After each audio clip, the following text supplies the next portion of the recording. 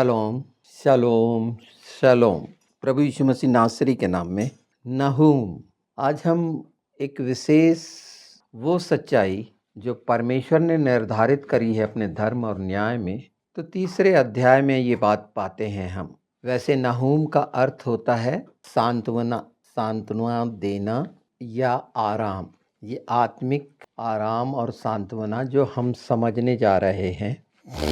हम तीसरे अध्याय में जाएं उसके पहले हमें देखना ये जरूरी है, जो पहला अध्याय उसका 7वां और 8वां पद, जो इस नाम से, इस नबी के नाम से जुड़ा हुआ है।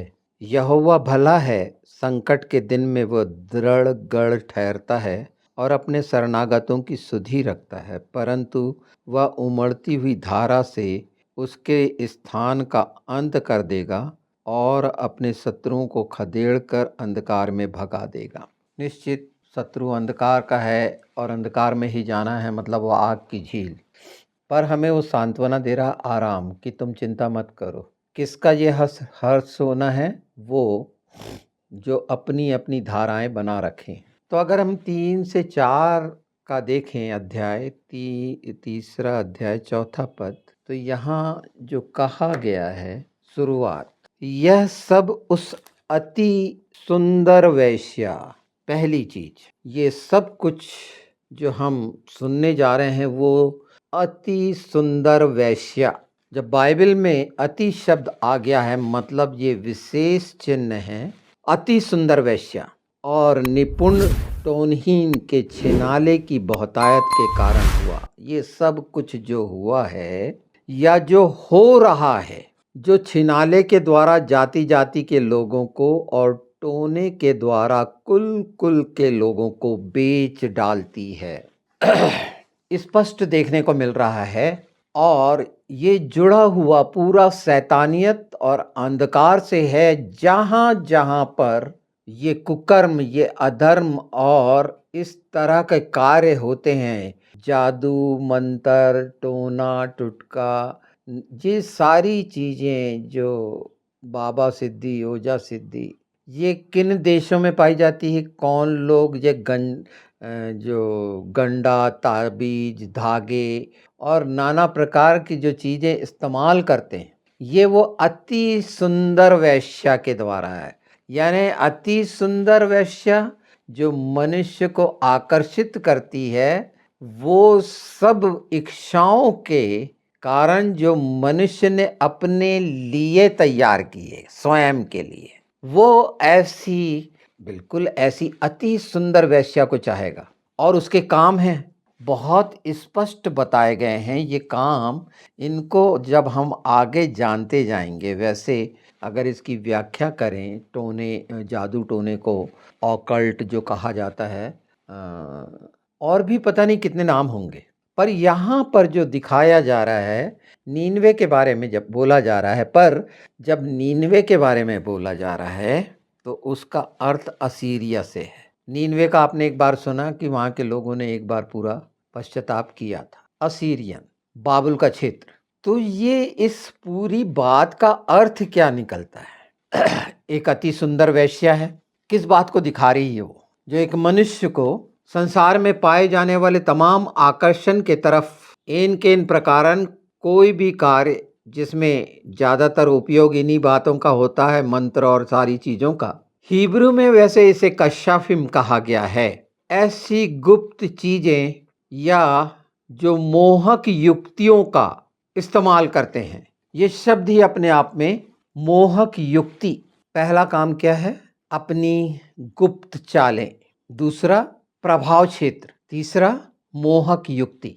ये रूपक समझ गए आप? ये 3 बातें जिसमें फंसता है मनुष्य। प्रभाव क्षेत्र में आकर फंसता है, प्रभाव पैदा करना जिसके पीछे छिपी चालें होती हैं, और बहुत ही मोहक युक्तियां, बहुत ही प्यारा लालच का खूबसूरत जिसमें एक मनुष्य फंसता है। ये अति सुंदर वेश्या का कारनामा है। इसको जो इस झंझट में फंसा है, इसमें फंसा है, जो इसको अच्छा लग रहा है, वो अति सुंदर वेश्या के हाथ में पड़ चुका है। जो माहिर है टोने में, जादू टोने में, अभी उसका जो एक-एक शब्दों को जो मैं कशाफिम के बारे में बता रहा था, ये 3 बातें जो इनके जादू टोनों से निकल के आती है। जादू टोनों में क्या-क्या रहता है, कैसे-कैसे डराया जाता है, प्रभाव क्षेत्र कैसे होता है, प्रभाव को अगर देखेंगे तो डरा के भयभीत करना, ये सिर्फ थोड़े से नहीं है। और गुप्त चाल बहुत आराम से जानते हैं। जब ऐसे लोगों की संगति में कोई फंसता है तो एक संगठन होता है जिसमें बड़ी गुप्त मंत्रणाएं होती हैं, ऐसी बातें होती हैं जो उन्हीं को मालूम होती है और वो जानते हैं कि किस तरह हमें दूसरों को बेवकूफ़ बनाना है। अब तो हम बेवकूफ़ बन ही गए हैं, पर अपना नुकसान किस तरह से हम ठीक कर सकते हैं। जब मैं प्रभाव की बात करता हूँ तो आज सारे संसार में आप देख रहे हैं कैसे अपने प्रभाव में राष्ट्रों को लाया जाता है। राष्ट्र की बात कर रहा हूँ अब, क्योंकि ये राष्ट्र की बात है। व्यक्तिगत तो समझ लिए, एक छोटा सा हिस्सा, पर राष्ट्र स्तर पर जो उस अति सुंदर वेश्या के साथ हैं, ऐसे देशों को पहचान लीजिए। उनकी गुप्त चालें रहेंगी, बड़ी चिकनी चुपड़ी बातें रहेंगी, व्यर्थ की चीज़ें को दिखाने का शौक रहेगा, जो है नहीं वो बताने की कोशिश की जाएगी। आज के समय में प्रोपेगेंडा जिसको बोलते हैं, एक नैरेटिव फिक्स करना और उसके अनुसार किसी को बहुत बड़ी ऊंचाइयों पर चढ़ा देना कि ये महान है, विश्व गुरु जैसे शब्द इस्तेमाल एक विशेष है। तो यहाँ राष्ट्र की बात आ रही है। राष्ट्र को प्रभाव में लाने की कोशिश के लिए नाना प्रकार के संगठन और बहुत सारे कार्य किए जाते हैं कि नहीं हमारा देश ऐसा महान है, हमारे यहाँ ये है, हमारे यहाँ लोग बाहर का व्यापार क्यों लाना चाहते हैं, इसी में फंसा के। और इसके लिए जो प्रक्रियाएं पीछे चलती रहती हैं, खासकर वो जो परमेश्वर के विरोध में काम करते हैं, वो नाना प्रकार के आयोजन करते हैं आकर्षित करने के, मन को मोहने के, लोगों पर प्रकट करने के कि नहीं ये देश बहुत सुंदर देश है, यहाँ पर आराम से बेफिक्र से आप रात दिन घूम फिर सकते हैं, यहाँ पूरी स्वतंत्रता है, वो तमाम लुभाने वाली चीजें।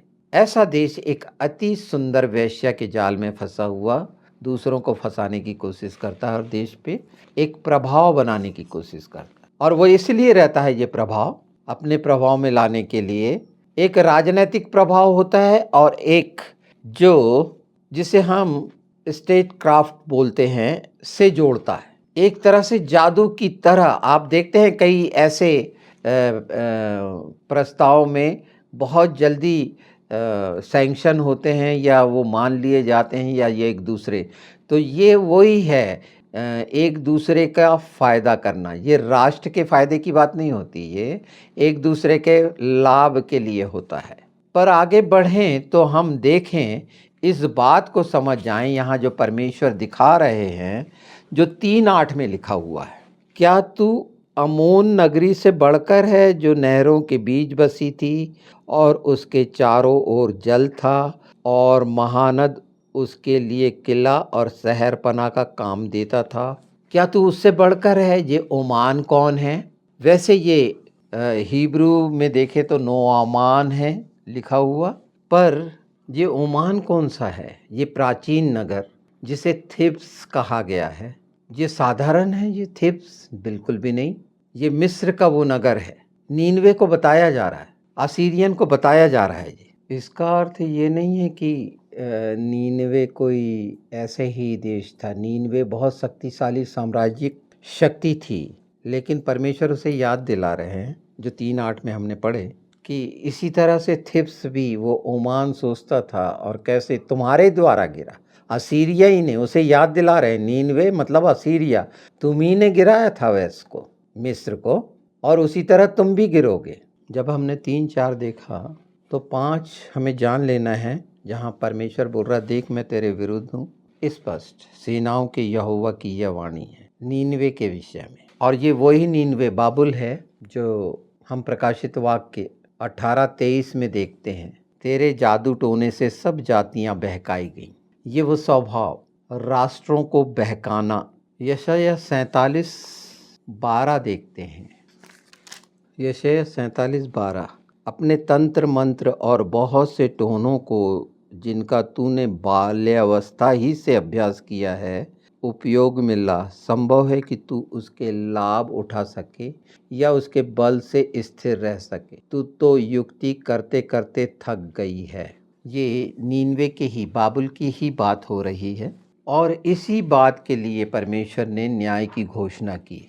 सामने रख दिया, बता दिया नीनवे को, देख असीरिया, थिप्स कुछ नहीं था, वहाँ भी इसी तरह का जादू टोना था। अपने आकर्षण में फंसाए हुए थे, जो पिरामिड का देश है। और आज भी बहुत से लोग इन बातों में फंसते हैं, उस आकर्षण में फंसते हैं, उस प्रभाव में आते हैं। आपने देखा होगा कितने मोहक तरीके से रखे जाते हैं घूमने के देश विदेश के प्रोग्राम। फंसाया जाना। यशायाह ही में परमेश्वर ने इस बात को स्पष्ट कर दिए हैं। देखिए 10वां अध्याय उसका बहुत महत्वपूर्ण है ये। मैं 1 से पढ़ देता हूँ। हाय उन पर जो दुष्टता से न्याय करते और उन पर जो उत्पात करने की आज्ञा लिख देते हैं, कि वे कंगालों का न्याय बिगाड़ें और मेरी प्रजा के दीन लोगों का हक मारें, कि वे विधवाओं को लूटें और अनाथों का माल अपना लें। तुम दंड के दिन और उस विपत्ति के दिन जो दूर से आएगी क्या करोगे? तुम सहायता के लिए किसके पास भाग कर जाओगे? तुम अपने वैभव को कहाँ रख छोड़ोगे? ये स्पष्ट सचेत कर रहा है कि तुमने क्या कर दिया है लोगों को। ये शुरू में स्पष्ट कर रहा है किस तरह लूटा है, क्या करा है, फंसा के। नहूम के एकदम बाद में हबक्कुक है। नहूम के आगे की ये लगातार चल रहा है। जादू टोना टुटका, ये मंत्र सिद्धि का एक वो हिस्सा जो कार्य में लाया जाता है ऐसे फंसाने के लिए। हमारे इंडिया में एक शब्द है मोहिनी दे देना, वशीकरण करना, ये सब उनके मंत्र हैं। ये लोग उसका इस्तेमाल करते हैं। देखिए हबक्कुक 2 उसका 12वां पद। हाय उस पर जो हत्या करके नगर को बनाता और कुटिलता करके गढ़ को दृढ़ करता है। अर्थात खून पर, हत्या पर, नाश पर। हमारे लिए खून का महत्व क्या है ये हम जानते हैं।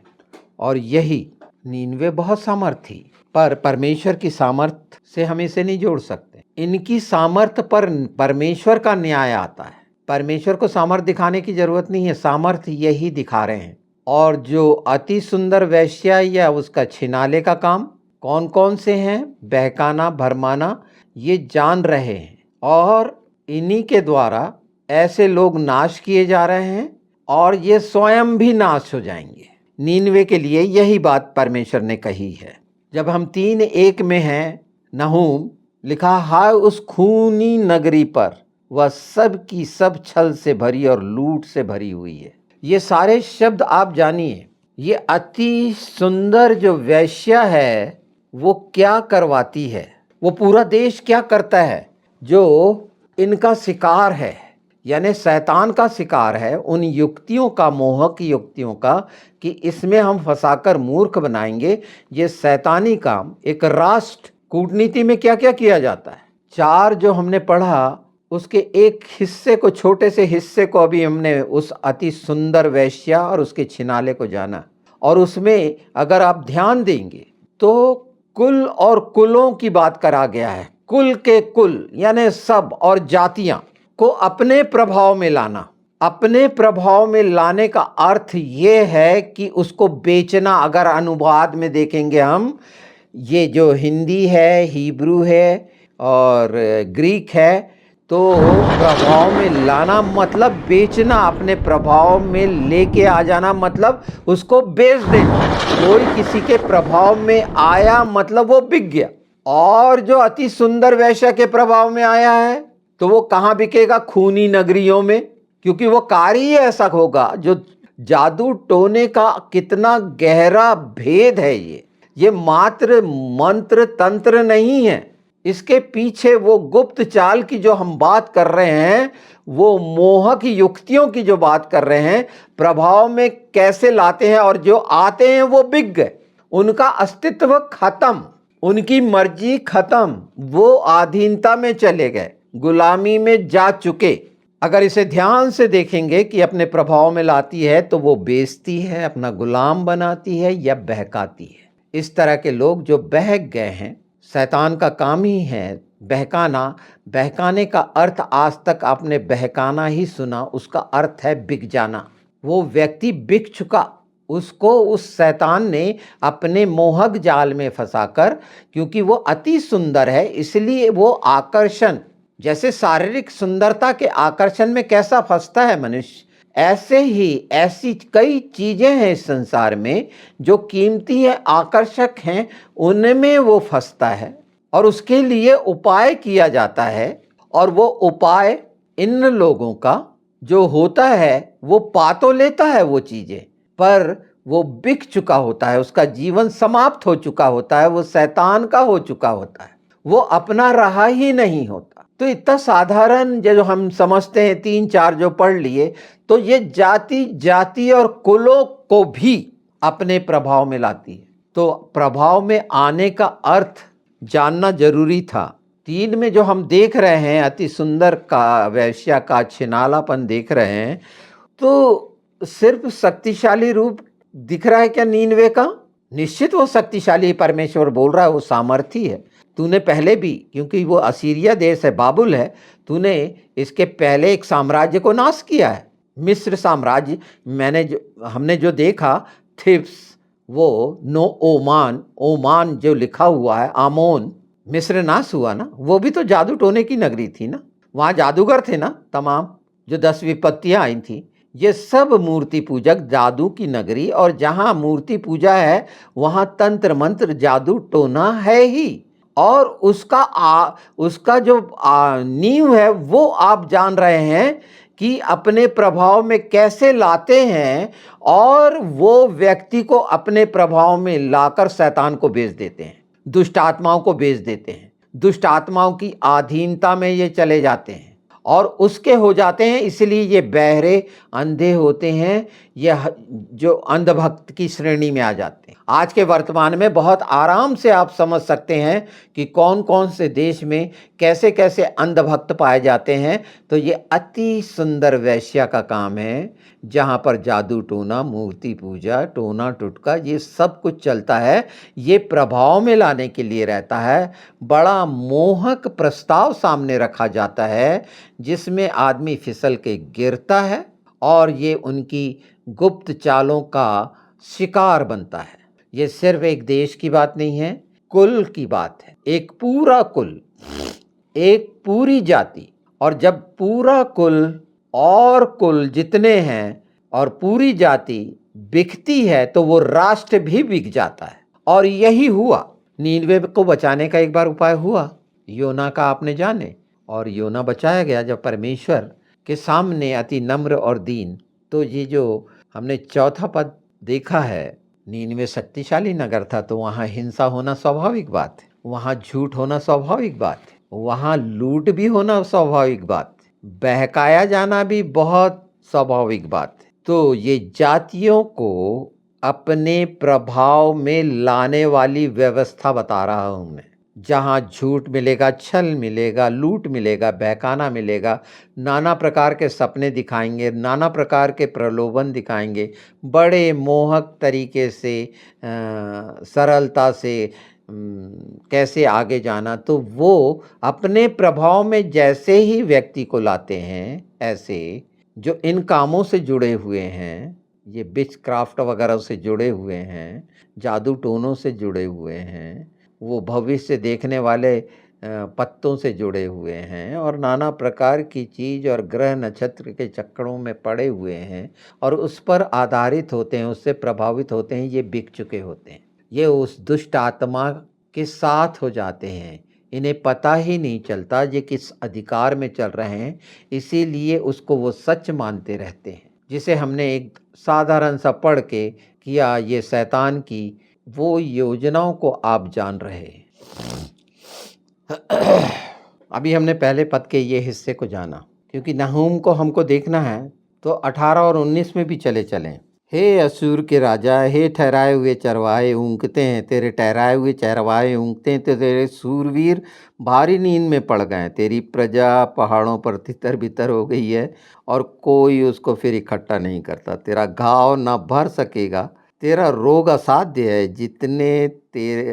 जितने तेरा समाचार सुनेंगे वे तेरे ऊपर ताली बजाएंगे, क्योंकि ऐसा कौन है जिस पर तेरी लगातार दुष्टता का प्रभाव ना पड़ा हो।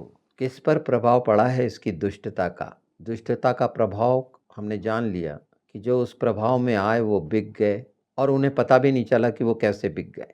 और उसका कारण था उनकी लालसा, लोभ, उनकी इच्छा, उनकी आवश्यकता, शैतानियत का बहुत घिनौना वो स्वरूप जो जादू टोना तंत्र मंत्र के द्वारा मनुष्य को अपने बस में करने की कोशिश, उस प्रभाव के द्वारा, उस मोहक जाल के द्वारा, और सिर्फ बेचने के लिए। वो सिर्फ गुलाम ही नहीं बनता, इसलिए स्वतंत्रता कितनी आवश्यक है, और वो यीशु में ही पूरी होती है, वो सच्चाई। तो ये सत्य को जो आप जान रहे हैं, जो गुलाम बनाता है, बहुत स्पष्ट है कि इस रीति पर जहाँ जहाँ भी ये पाया जाता है पूरे संसार में, जो झूठ और शैतान के साथ, उन गलत शिक्षाओं के साथ हैं, उनके गहरे भेद छिपे हुए, जादू और टोने के गहरे भेद छिपे हुए, मात्र यहीं तक नहीं होता कि कोई किसी के विषय अपने वश में करता है, वो उसे दुष्ट आत्माओं को बेच देता है। अभी सुन लिया आपने कि क्या हाल हो रहे हैं उस असुर के। कहा गया है ये असुर के राजा, मतलब बाबुल के राजा, तेरे चरवाहे सो रहे हैं, ये उनके चरवाहे हैं, ये वाले चरवाहे जो झूठ के साथ हैं, और तेरे प्रधान धूल में पड़े हुए हैं, मतलब मिट्टी में मिल गए। परमेश्वर का न्याय बताकर यहाँ बता रहे हैं परमेश्वर कि मैंने तेरा इस्तेमाल करके, तू ही इस्तेमाल हुआ था जो शक्तिशाली अपन को सामर्थी समझता है, थिब्स को, मिस्र को कैसे तेरा इस्तेमाल करके समाप्त कराया गया, वैसे ही। पर ये नहीं समझ लेना कि वहाँ छुटकारा परमेश्वर ने इजराइलियों को दिया था, ये उस युद्ध की बात नहीं है, है ना, ये बात की बात है। तो ये जान लीजिए कि नीनवे तू नहीं बचेगा, वैसे रोम तू नहीं बचेगा, तुझे पाताल तक उतारा जाएगा। किस कारण? ये सब, ये जादू टोनों की नगरी जो शुरू से मूर्ति पूजा की थी, और बड़ा लुभावना और आकर्षण इनका वैभव था। ये अति सुंदर वेश्याएं हैं जो नाना प्रकार के प्रदर्शन कार्यक्रम का समायोजना करती हैं। बहुत बड़े बड़े मंचों में इनके बहुत से ऐसे कार्यक्रम चलते हैं जहां प्रदर्शन होता है प्रतिभा का, प्रभाव का। किस लिए? कि इन्हें आकर्षण में फंसाया जाए और बेचा जाए, और इस तरह से बिक रहे हैं। हम इसमें टिड्डी में भी जाएंगे। वैसे 4 टिड्डियों का बाइबल में पाया जाता है कि उससे बचेगी तो इससे नाश होगी, इससे बचेगी तो टिड्डियां नाश करेंगी इन सारी चीज़ों का। नाश वैसे भी हो रहा है। एक बहुत विशिष्ट कह सकते हैं खास चित्र है, अगर टिड्डियों का जो हम देखते हैं 15 से 17 में जो देखेंगे। पर अभी हमें, जब हम शुरू करें हैं वहाँ पर होना आवश्यक है, तो उसके पहले देखेंगे 12 से 14 हम। देख, सब गढ़ ऐसे अंजीर के वृक्षों के समान होंगे जिनमें पहले पक्के अंजीर लगे हों, यदि वे हिलाए जाएं तो फल खाने वाले के मुंह में गिरे। देख, तेरे लोग जो तेरे बीच में हैं वे स्त्रियां बन गए हैं। तेरे देश में प्रवेश करने के मार्ग तेरे शत्रुओं के लिए बिल्कुल खुले पड़े हैं, और रुकावट की छड़ें आग का कौर हो गई हैं। घिर जाने के दिनों के लिए पानी भर ले, और गढ़ों को अधिक दृढ़ कर। कीचड़ में आकर गारा लताड़ और भट्टे को सजा। वहाँ तू आग में भस्म होगी, और तलवार से तू नष्ट हो जाएगी, और एलेक नामक टिड्डी के समान तुझे निगल जाएगी। वह एलेक नामक टिड्डी के समान तुझे निगल जाएगी। यद्यपि तू अरबे नामक टिड्डी के समान अनगिनत भी हो जाए, तेरे व्यापारी आकाश के तारागण से भी अधिक अनगिनत हुए टिड्डी चट करके उड़ जाएगी।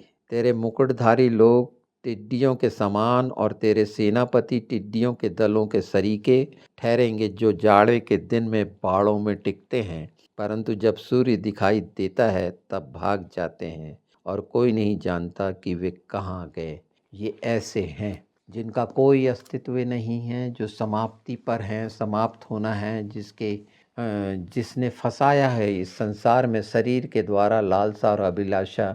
नहूम कि जो सांत्वना देने और आराम देने के लिए, क्योंकि यीशु ने कहा तुम बोझ से थक गए हो। ये बोझ जो हम देख रहे हैं ये अति सुंदर वेश्या और उसके छिनाले का फैला हुआ संसार में देख रहे हैं, जिनमें इनने अपने नियम बनाए हुए हैं, पर ये कैसे नाश होंगे और इनका अता पता भी नहीं होगा, यही कुछ हम जान रहे हैं। तो आपके सामने जो प्रस्ताव आते हैं, इसके पहले भी आपकी परिस्थिति और प्रस्ताव पे हमने वीडियो करा हुआ है, क्योंकि उसी तरह की परिस्थितियां आपके सामने निर्मित की जाती है और उस तरह के प्रस्ताव लाने वाली वो अति सुंदर वेश्या, जिसका छिनाला हम जान रहे हैं प्रत्येक जाति और कुल के लिए, कि वो उनको बेच रही है। कहाँ के लिए? कि वो नर्क का कौर हो, परमेश्वर के करीब ना आ पाए। कैसे होंगे वो? जब आपने ये पढ़ा कि पके हुए अंजीर जैसे गिर जाएंगे, हिलाएंगे और मुंह में गिर जाएंगे, अर्थात नर्क की उस झील में ये पके हुए हैं, इनको पकाया जा रहा है। ऐसे अंजीर हो रहे हैं जो इनके जाल में फंसे हैं, लुभावने वाले जाल, मनमोहक जाल, जो आपको ऐसा लगता है, जो आकर्षण से वशीभूत होकर किसी की तरफ खींचते हैं, किसी कारण से खींचते हैं, और वो सांसारिक और संसार और चमत्कार का होता है। वो हो सकता है कि दुष्टता का वो जाल है जिसमें आपको बेचा जा रहा हो शैतान के हाथ। उसकी गुलामी करें कि हर समय उसे याद करें। निश्चित आप बहुत सारा धन इकट्ठा कर सकते हैं इन तमाम चीज़ों से, पर वो आपको किसी भी रीत से आपके प्राण को नहीं बचा पाएगा। तो ये असाधारण सच्चाई जो परमेश्वर ने रखी है, मात्र इतना ही है।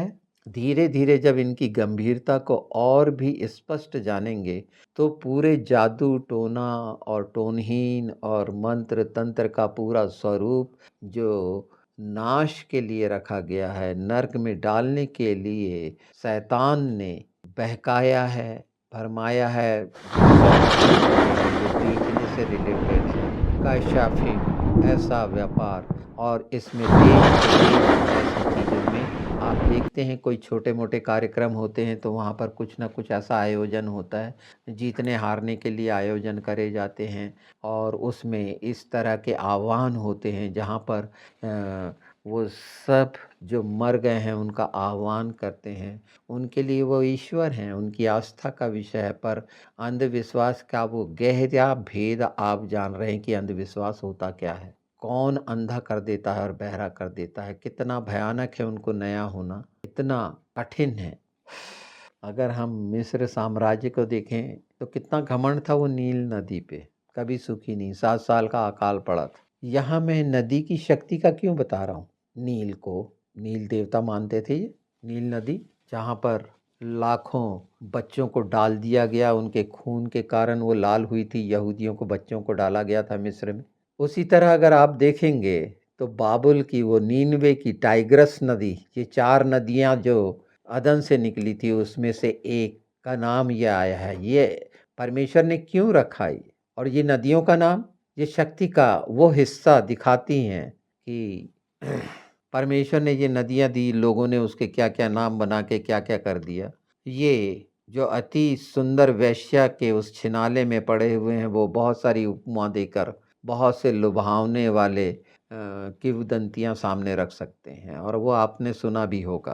कहने का अर्थ ये है कि ये चाहे कितने ही साम्राज्य अपने आसपास बने बनाए गिरते हुए देखें, पर परमेश्वर का न्याय इन साम्राज्यों पर आना ही है, और ये तहस नहस हो गए हैं, कोई नहीं बचा है। जैसे सारी किंगडम्स नाश हो गई, 8 किंगडम्स जो शुरू से, ये उसका वो हिस्सा हम जान रहे हैं कि ये बिकी हुई थी। मूल क्या था? ये बिक गए थे उस आकर्षण में, उस वेश्या के जो उसने कराई। और इन देशों को आप देखेंगे तो ये ऐसे ही ईश्वरों के दास थे। अलग अलग नाम हैं अलग अलग देशों के, इनके जो कहीं नहीं रहे, और इनके कोई ईश्वर ने इनको कभी नहीं बचा सका। जो मनुष्यों के द्वारा निर्मित कराए गए, जिन्हें शैतान ने मनुष्यों के द्वारा निर्मित कराया, वो शैतान उन निर्मित देवताओं को नहीं बचा पाया। अगर हम 3 से 6 में देखते हैं नहूम, तो एक करस्पॉन्डेंस हो रहा है। जैसा अपराध वैसा दंड। अगर इसको ध्यान से देखें, और ये इसलिए दिखाया जा रहा है कि वो सब इस सच्चाई को पहचान सकें, और जिन्होंने पहचान लिया है वो पहचान करा सकें और वो पहचान कर सकें। एक छोटे से कुल से लेकर पूरे देश का कुल और जातियों को भी पहचान सके कि कौन कौन कहाँ पर गिरा है या बिक चुका है। एक बिका हुआ हमारे किस काम का? बिका हुआ आपका कभी सहयोगी हो नहीं सकता, कभी दोस्त नहीं हो सकता, कभी मददगार नहीं हो सकता, वो धोखा ही देगा। क्यों धोखा होता है? ये बिके हुए जो आकर्षण में बिके हुए हैं, उस आकर्षण में जहाँ पर उन्होंने स्वयं स्वीकारा है कि मुझे ये चाहिए और मैं आपकी आज्ञा पालन करूँगा, और वो अंधेरे का काम है। तो ऐसा व्यक्ति से आप कैसे उम्मीद कर सकते हैं? और यही धोखे को जानना आवश्यक है कि इनके साथ आप भी न पिस जाएं, क्योंकि इनका गिरना, इन पर न्याय आना निश्चित है। परमेश्वर ने साफ बोल दिया इन सब बातों के लिए, देख मैं तेरे विरुद्ध हूँ। ये नहूमी में बोला गया है, बता दिया गया। परमेश्वर बोल रहा है, इसे सामान्य न समझे। जब परमेश्वर बोल रहा है मैं तेरे विरुद्ध है, तो इतनी तमाम बातों के विरुद्ध है परमेश्वर।